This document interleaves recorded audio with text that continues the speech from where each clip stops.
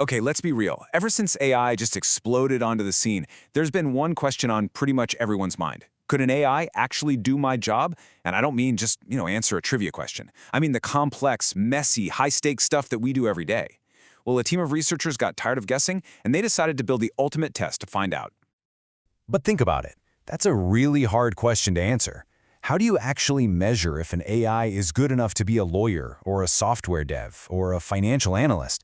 I mean, it's got to be more than a multiple-choice quiz, right? You need a test that actually feels like the real world. And that is exactly what this new research paper is all about. It's called GDPval, and it's a completely new way of looking at this. It's a benchmark built from the ground up using real tasks from elite professionals. We're talking people with decades of experience. The goal here? To finally put a number on AI's real-world economic horsepower. So to really get why this new benchmark is such a game changer, we first have to talk about why the old ways of measuring AI they just don't work anymore. You see, most studies that look at AI's economic impact are what you'd call lagging indicators. They measure things after the fact, once a technology is already everywhere. It's kind of like trying to judge the power of the internet by looking at data from 1995. It doesn't tell you where things are going. This new way tries to look forward by measuring what AI can do right now. Here's probably the best way to think about it. Most AI tests are like a trivia night. They test what an AI knows. But GDPval, it's like a real-world job interview, a really, really tough one. It's designed to test what an AI can actually do. Okay, so how in the world did they build this ultimate job interview for AI? The process they used was incredibly thorough, and that's really what makes the results so powerful. So they started by picking 9 key economic sectors, the ones that make up most of the US GDP. Then, inside those sectors, they pinpointed 44 of the highest-paying digital jobs.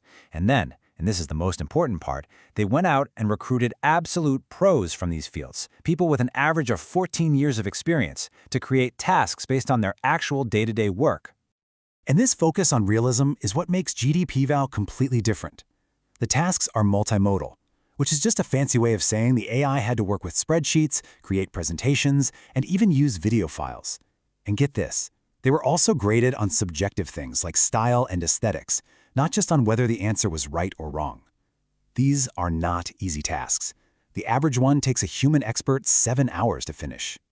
And the experts who designed these tests totally backed up their authenticity. One technology attorney said the legal tasks had all the messy stuff from real life, ambiguous facts, competing goals, all the details that make a real job a real job. All right, the stage is set. We have this incredible benchmark of real expert-level work.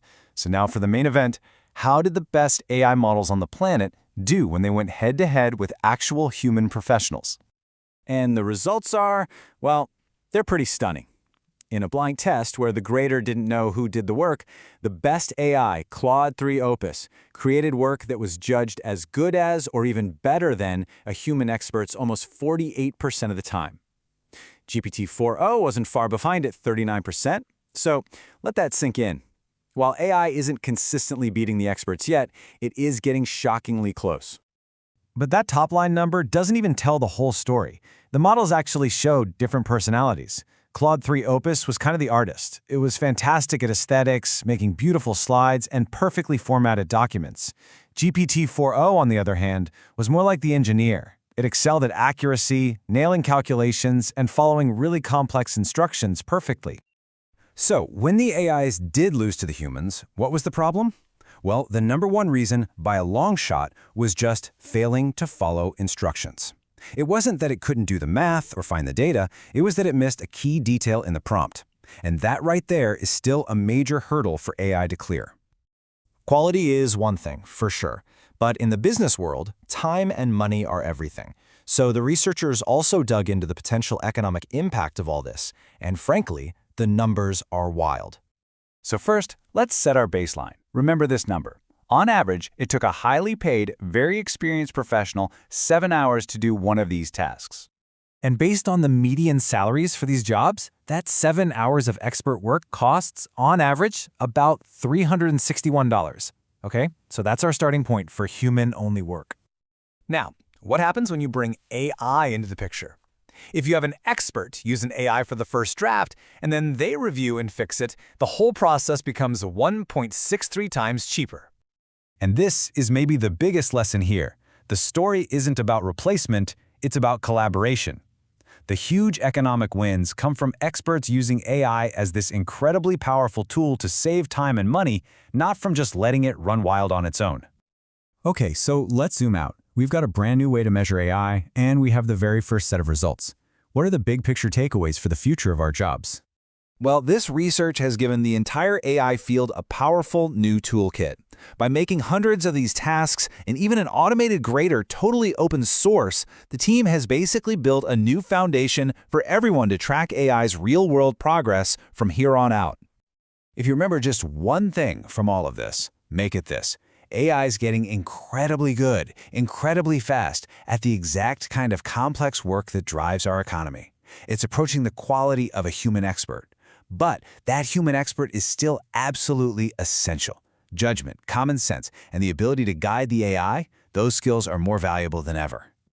And that leaves us with one last, pretty provocative question.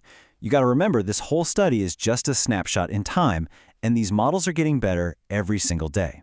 We finally have a ruler to measure AI's professional skills. So the question for all of us is, how quickly are the numbers on that ruler going to change for our own careers?